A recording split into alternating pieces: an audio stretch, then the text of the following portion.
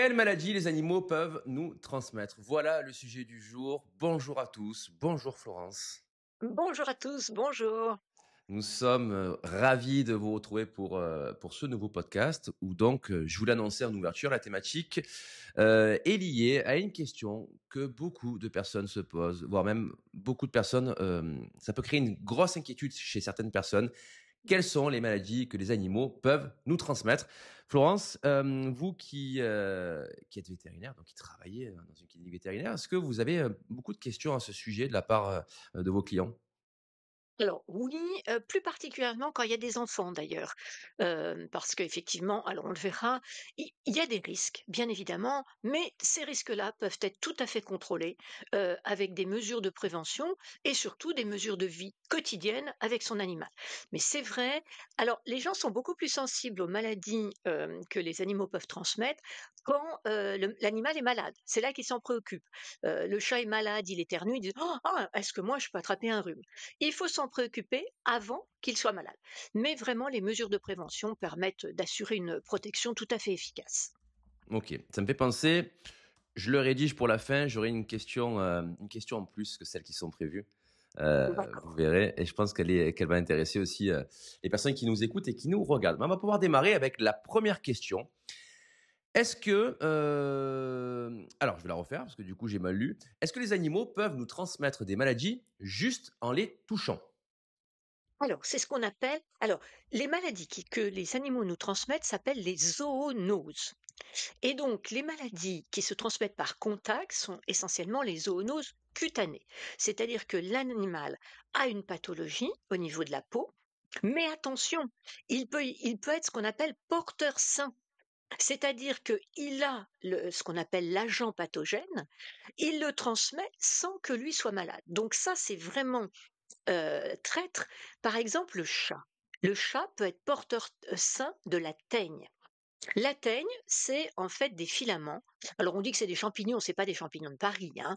C'est des petits filaments qui sont dans l'air et que le chat porte sur lui. Mais il n'a pas de lésions parce que sur l'animal, les lésions de la teigne, ça donne en fait les poils tombent en rond et il ne se gratte pas. Donc sur le chien, par exemple, vous avez des gros ronds comme ça, sans poils. Il ne se gratte pas.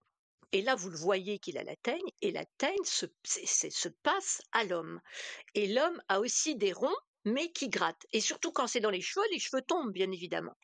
Donc là, c'est très important que dès que vous avez des signes cutanés, vous, que ce soit des petites piqûres, des ronds rouges, les cheveux qui grattent, enfin, il faut, si vous avez un animal, penser tout de suite à l'animal. C'est pas sûr, mais il faut penser à l'animal et amener l'animal chez le vétérinaire. Et avec ce qu'on appelle une lampe de Wood, c'est une grosse lampe un peu comme une loupe, et en fait, le champignon sécrète un produit qui est vert fluo. Et quand on le regarde avec cette lampe et qu'on l'éclaire avec des UV, alors le chat, il n'est pas fluo, hein, mais on a des petits points fluo et on sait que le chat a la teigne. Moi, je vois certains clients qui arrivent, l'enfant avait donc des ronds, surtout au niveau du cou, parce qu'il touche le chat. Ils ont été chez le dermato et ils nous viennent nous faire tester le chat. Donc tout ce qui est contact, ce sont des problèmes de peau. Alors il y a la teigne qui se transmet très facilement.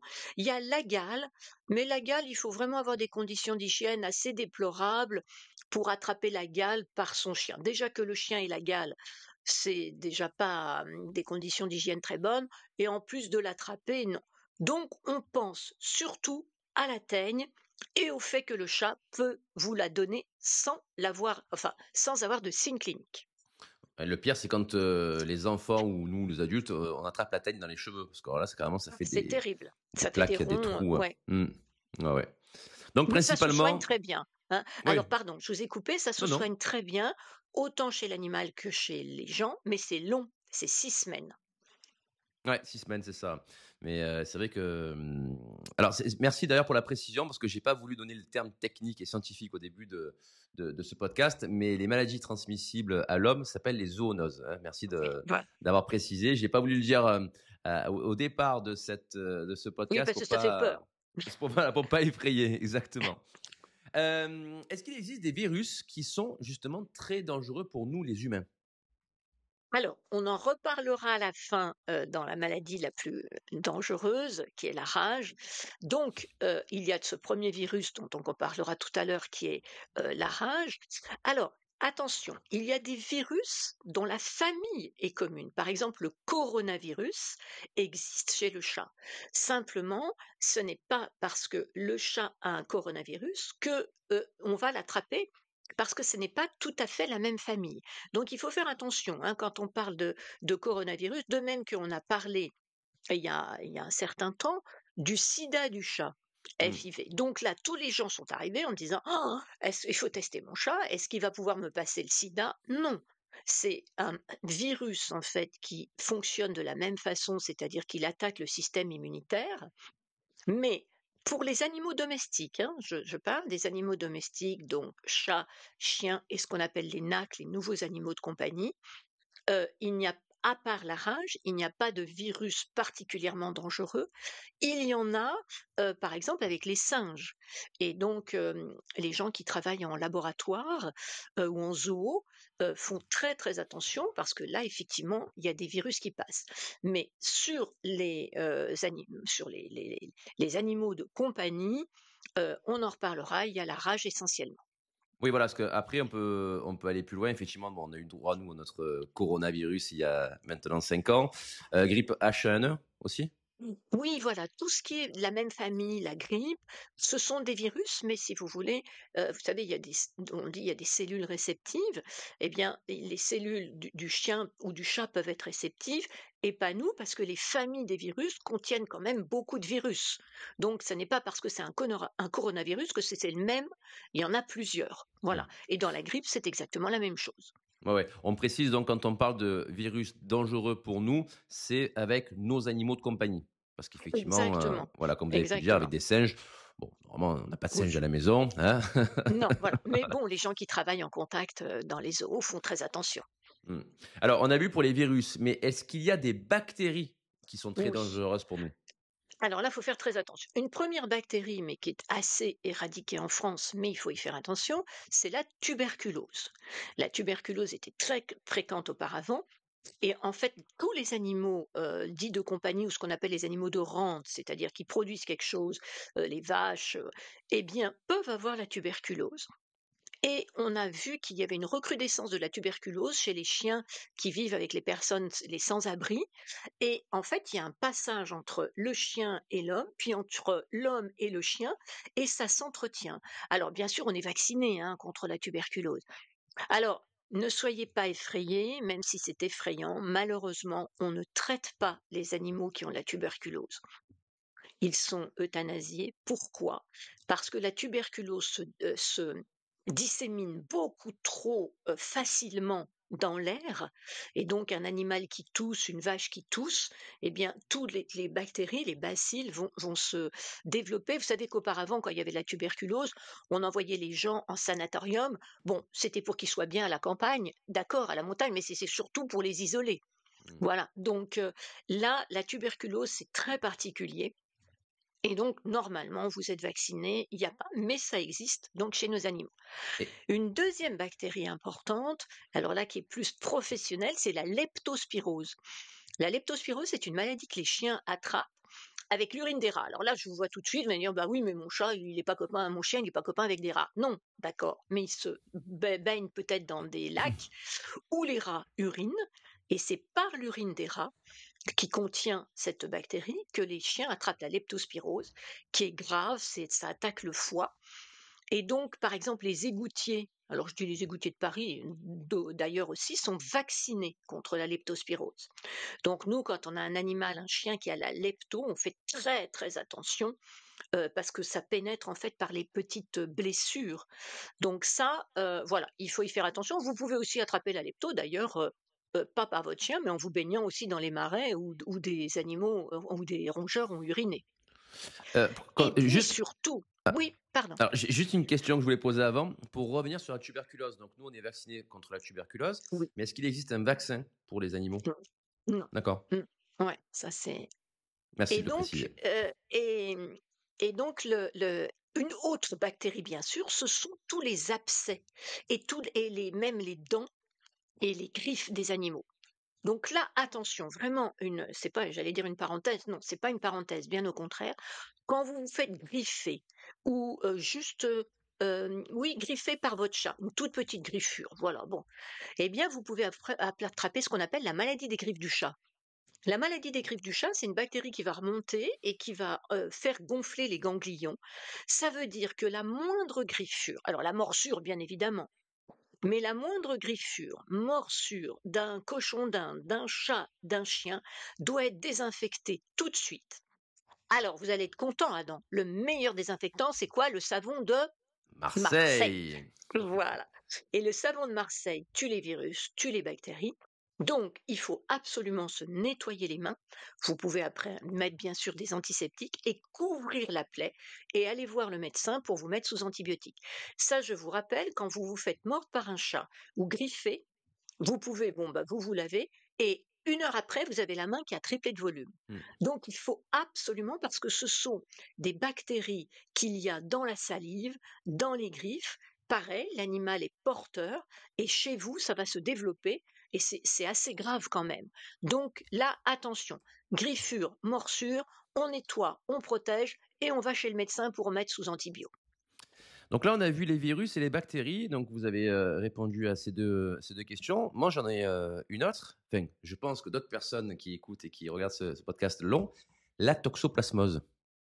Alors, la toxo, cette fameuse toxo. Donc, les pauvres chats, on les accuse de la toxo, alors que on peut l'attraper aussi par les légumes mal lavés. Enfin, alors, la toxoplasmose, tout le monde en fait a joué dans les bacs à sable petits, donc en général, on est immunisé par le fait qu'on a déjà été en contact. C'est dangereux pour les femmes enceintes parce que dans une période de la gestation, ça peut entraîner des anomalies du fœtus. Donc, toute femme enceinte est testée contre la toxo. Si elle est négative, elle doit autant faire attention à la viande crue, aux légumes pas assez lavés et bien évidemment ne plus s'occuper de la litière à chat, puisque le chat évacue des œufs de toxoplasme assez régulièrement. Voilà. Donc on s'en inquiète, quand il y a une possibilité d'altération du fœtus. Sinon, c'est pas grave du tout. Mais du coup, la toxoplasmose n'est pas une maladie, n'est pas une bactérie ni un virus, c'est une maladie parasitaire. C'est un parasite, exactement. Voilà. Donc, est-ce que c'est considéré comme une zoonose? Oui, parce qu'en fait, vous faites bien de poser la question, les zoonoses, en fait, il y a 3 agents: bactéries, virus et parasites. Donc en fait, à partir du moment où c'est un mammifère, attention, ça doit être un mammifère, qui transmet la maladie, et il doit y avoir un échange possible entre l'animal et l'homme, c'est une zoonose. Ok, super. Question suivante. Est-ce que des personnes un peu fragiles peuvent quand même avoir des animaux? Et quelles sont les précautions à prendre pour ne pas avoir de maladie due justement à leurs animaux? Alors, là, je dirais la réponse un peu oui et non, mais oui, attention. Alors, surtout, on fait très attention aux personnes qui sont en permanence déficientes au niveau immunitaire et aux personnes qui ne sont pas malades, mais qui sont malades à un moment. Par exemple, vous avez la grippe. Bon, bah, votre système immunitaire, il est occupé à lutter contre le virus de la grippe. Donc, si on lui apporte autre chose, bah, il va aller sur le principal. Donc, les personnes qui sont déficientes au niveau immunitaire, qui ont une maladie chronique, elles peuvent avoir des animaux, mais il va falloir prendre des précautions plus importantes. Par exemple, on parlait de parasites. On peut attraper ce qu'on appelle des larvas migrants, c'est-à-dire des œufs d'ascaris, qui sont des vers qui ressemblent à des spaghettis. Et donc, si on attrape les œufs, ça donne des larves qui peuvent migrer, soit sous la peau, soit au niveau cérébral. En temps normal, on s'en défend très bien. Eh bien, quand on a une pathologie chronique, il faut absolument vermifuger régulièrement son animal. Par exemple, un chien, c'est tous les 3 mois. Eh bien, vous pouvez le faire plutôt tous les 2 mois. Et un chat qui ne sort pas, ça va être tous les 6 mois, mais vous pouvez le faire plus souvent. Donc, quand on a une pathologie, on peut avoir des animaux, mais il y a vraiment des conditions sanitaires à respecter. La vermifugation, se laver les mains, porter des gants pour vider la litière. Voilà, c'est tout un ensemble de précautions qui existent en temps normal, mais qui vont être non pas multipliées, mais quotidiennes. Voilà. Est-ce que entre le chien et le chat, on pourrait déterminer un animal qui peut potentiellement transmettre plus de maladies? Alors je pense plutôt au chat, dans la mesure où le chat, ce qui paraît étonnant parce qu'il ne sort pas, mais le chat peut griffer sans le vouloir, il est porteur sain de la teigne. Donc voilà, je pense que le chat est un animal qui peut entraîner, heu, alors les gens qui ont des chats, ils vont pas être contents, mais voilà, qui peut mais ceci étant, si on fait très attention, on peut avoir un chat même, quand on est un petit peu, faible au niveau santé. Après, c'est pas grave, on les aime quand même, hein? Oh, Oui, y a et puis pas ça fait toujours du bien au niveau moral, surtout d'avoir un voilà, animal. exactement. Question suivante, comment se rendre compte que l'animal a une maladie qu'il peut nous transmettre? Eh bien, c'est là le problème. Voilà. C'est-à-dire qu'on a plusieurs termes. Comme je vous ai dit, on a le porteur sain, par exemple, donc le chat. Bah, alors, on s'en rend compte parce que nous, on l'a. On a ce qu'on appelle aussi des réservoirs, c'est-à-dire, par exemple, les rats qui ont. Alors, il y a des rats domestiques, hein, les rats qui sont porteurs, donc et réservoirs de la leptospirose et qui vont le transmettre. Donc, en fait, la question est un petit peu traître, c'est-à-dire qu'on ne peut pas s'en rendre compte justement. Mmh. On ne s'en rend compte que si l'animal a des signes cliniques. C'est pour ça qu'à partir du moment où on ne le sait pas, il faut avoir des mesures préventives. Ce que l'on disait au départ, il ne faut pas attendre que l'animal soit malade avec une maladie qu'il pourrait nous transmettre pour dire ah bah je fais attention. Non, il faut penser que l'animal, même si on l'aime beaucoup, peut nous transmettre quelque chose en toutes circonstances, donc on prend des précautions. D'accord. C'est vrai que c'était 2 questions en 1. En fait, il y avait 2 questions différentes, mais vous avez répondu aux 2 questions directement. Donc, mais c'est bien parce qu'après j'ai une question bonus, par la Bon, suite. parfait. Quelle est la maladie la plus grave qu'un animal puisse nous transmettre? Alors, là, je ne veux pas vous paniquer parce qu'il n'y a plus la rage en France, mais la maladie la plus grave, c'est la rage. La rage, c'est un virus. Il n'y a aucun traitement, ni pour l'animal, ni pour l'homme. Actuellement en France, elle est indemne de rage. Donc les seuls cas de rage qu'il y a eu en France, c'est des importations d'animaux en fraude, parce que normalement, quand on passe la frontière, l'animal doit avoir plus de 3 mois et donc il doit être vacciné contre la rage et donc et il n'y a pas de souci. Donc, s'il vous plaît, ne ramenez pas des petits chatons, des petits chiots de pays qui sont contaminés. Donc, les pays contaminés, c'est beaucoup de pays du Maghreb, c'est le Népal, c'est et donc d'ailleurs quand vous allez, par exemple, je prends l'exemple du Maroc, quand vous allez au Maroc pour revenir en France, il faut avoir vacciné votre animal et faire ce qu'on appelle une sérologie, c'est-à-dire qu'on fait une prise de sang pour prouver que l'animal a bien des anticorps contre la rage. Donc, la rage se transmet comment? Par morsure. C'est un animal qui est enragé et là, le virus de la rage va au niveau du cerveau, donc provoque. Pourquoi il bave? Parce qu'en fait, il est paralysé de la gorge, donc il peut plus avaler sa salive. Et en même temps, ça lui donne des troubles de comportement et de l'agressivité. Donc il va mordre, et au moment où il mord, malheureusement, la salive est contaminante, donc vous pouvez attraper la rage. Alors, encore une fois, la rage n'existe pas en France. Voilà. Par contre, si les seuls cas aussi de rage humaine qu'il y a eu, c'est lorsque vous allez dans des pays où il y a la rage et où il y a beaucoup d'animaux, de chiens errants. Si vous vous faites mordre, là, il faut absolument traiter. Le traitement, c'est des vaccins anti-rage à forte dose. Mais surtout, ne touchez pas, enfin, ne touchez pas, n'approchez pas ça se transmet pas en touchant, il faut une morsure, mais n'approchez pas des chiens errants à l'étranger. Ne ramenez aucun animal dans votre valise parce que le pauvre petit chaton était perdu. Non. Mmh. Ouais, merci pour la précision, mais bon, c'est quand même important de le dire parce qu'on a des fois des comportements qui vont à l'inverse de ce que vous avez indiqué.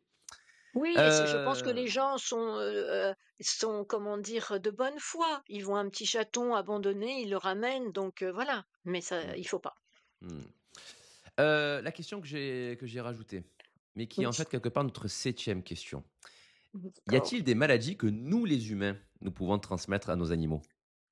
Alors oui, puisque, on est un peu dans le même sens. Alors normalement, on en transmet moins, parce qu'on est vacciné. Par exemple, la tuberculose, comme on disait, il n'y a pas de vaccin, chez les animaux, chez les chats et les chiens, mais nous, on est vaccinés, donc c'est plutôt, animal, homme que ça se transmet. Ensuite, par exemple, bah, on pourrait bien sûr avoir la teigne. Si par exemple on avait la teigne, en tant que véto, alors je dis pas souvent, mais au moins une fois dans sa vie, on a la teigne, surtout au niveau des mains, parce qu'on a soigné un chat, errant et que, bah, il était tellement, agressif qu'on le touche et puis hop, on le remet dans le saccage. Eh bien, si moi j'ai la teigne et que je touche un autre animal, oui, c'est pour ça que, par exemple, la teigne est une maladie professionnelle. Si en tant que professionnel, vous avez la teigne, vous devez être exclu du milieu professionnel et vous ne pouvez pas travailler normalement pendant 6 semaines pour ne pas transmettre la teigne aux animaux que vous traitez et que vous éduquez ou que vous toilettez. Donc en fait, ça marche aussi dans l'autre sens, à part que nous, avec des conditions sanitaires, des préventions et des vaccins, on est moins amené à avoir une maladie. Donc en fait, nous, on peut transmettre des maladies qu'on aurait attrapées via des animaux, en fait. Mais nous, on n'a pas de, on, Exactement. on n'a pas de maladie propre à nous, les humains, que l'on puisse Non, transmettre à nos animaux. non, non, non. Et en fait, c'est cet aller-retour qui est embêtant. Par exemple, la teigne, et je reprends la teigne parce que c'est difficile à traiter. Eh bien, s'il y a des enfants qui ont la teigne et que vous avez deux, trois chats, ben, il va falloir mettre des fumigènes dans la maison aussi parce que sinon, ça passe sans arrêt de l'un à l'autre. D'accord. Je suis content, moi j'ai posé une question où j'ai appris quelque chose. Merci beaucoup. Super. Bah, écoutez, on a fini nos 7 questions. Est-ce que, comme d'habitude, vous avez le mot de la fin à rajouter? Alors, le mot de la fin, c'est prévention et pas de panique. Voilà. On peut avoir des animaux sans rien attraper, mais comme je disais, c'est non pas le traitement, c'est la prévention. C'est-à-dire qu'on prévoit que l'animal qu'on aime tant va pouvoir nous donner des maladies et on met en place un système de prévention. Vermifugation, antiparasitaire, respect enfin examen pardon des signes cliniques, le vétérinaire dès qu'on voit qu'il y a quelque chose d'étrange, le médecin quand on se fait griffer aux morts. Si on prend ce packaging prévention, tout se passe bien. Super. Florence, merci beaucoup pour toutes ces précisions, pour toute cette connaissance riche et profonde que vous nous apportez à chaque podcast. C'est un réel plaisir. Et je peux vous dire que j'ai beaucoup de retours positifs au sujet des podcasts que nous faisons ensemble, des podcasts qu'on fait en général avec les autres intervenants. Voilà, mais c'est important de le dire. Donc, merci beaucoup. Et à vous qui avez écouté ce podcast, s'il vous a plu, pensez à liker, c'est important, à le partager aussi, parce que là, quand même, c'est une mine d'informations qui est très importante aussi à partager au plus grand nombre. Et puis à nous poser, comme d'habitude, vos questions, à mettre des commentaires aussi si vous avez des questions, des précisions à apporter. Merci beaucoup, Florence, encore une fois. Merci. On vous dit à très vite pour un prochain podcast. Vous inquiétez pas, avec Florence, on a déjà plusieurs podcasts de prévus. On a déjà voilà, des questions en avance, donc pas de souci. On vous souhaite une excellente journée ou soirée selon le moment où vous regardez ce podcast et on vous dit à bientôt.